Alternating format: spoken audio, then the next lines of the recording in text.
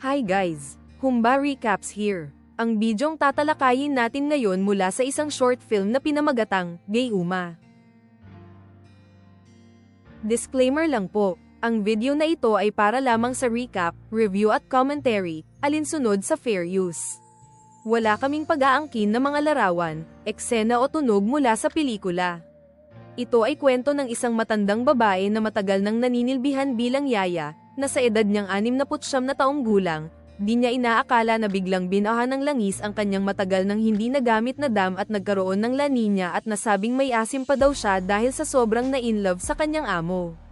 Sa umpisa, tahimik lang ang kanyang buhay, hanggang sa unti-unti siyang mahulog sa kanyang amo na isang batang gwapong lalaki na nagngangalang si Patrick Jess. Sa umpisa, lihim lamang niyang tinititigan si Patrick, pinagmamasdan ng kabaitan at kisig nito.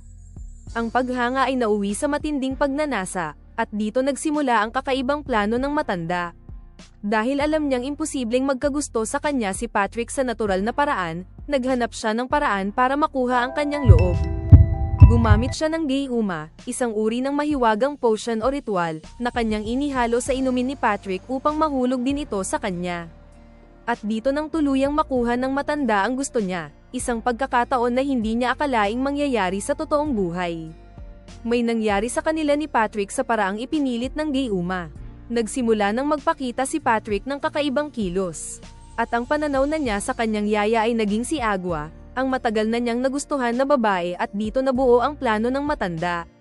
Ang matanda na naging si Agua sa pananaw ni Patrick ay nagsuot ng sexy na damit at inakit si Patrick, at si Patrick naman na di mapigilan ng tukso at pagnanasa dahil sa pagkaakit kay Agua na si Yaya ay nagsimula ng gumawa ng hakbang hanggang sa sila ay nag-ana-ana.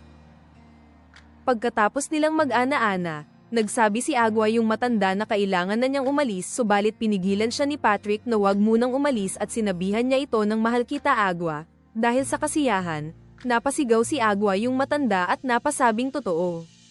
At sinagot naman siya ni Patrick na mahal kita Agua at sumagot naman yung matanda na mahal din kita Patrick Jess at nakatulog silang dalawa.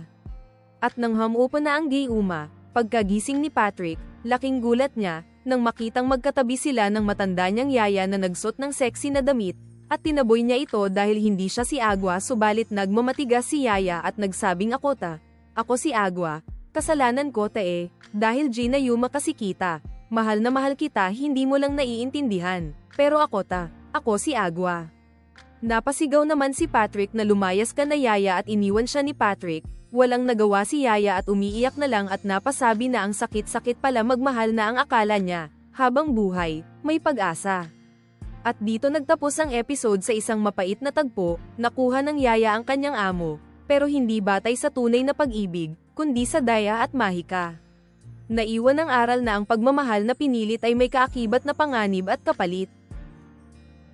Kung nagustuhan mo ang ating recap, huwag maiyang mag-like sa ibaba. Maraming salamat po.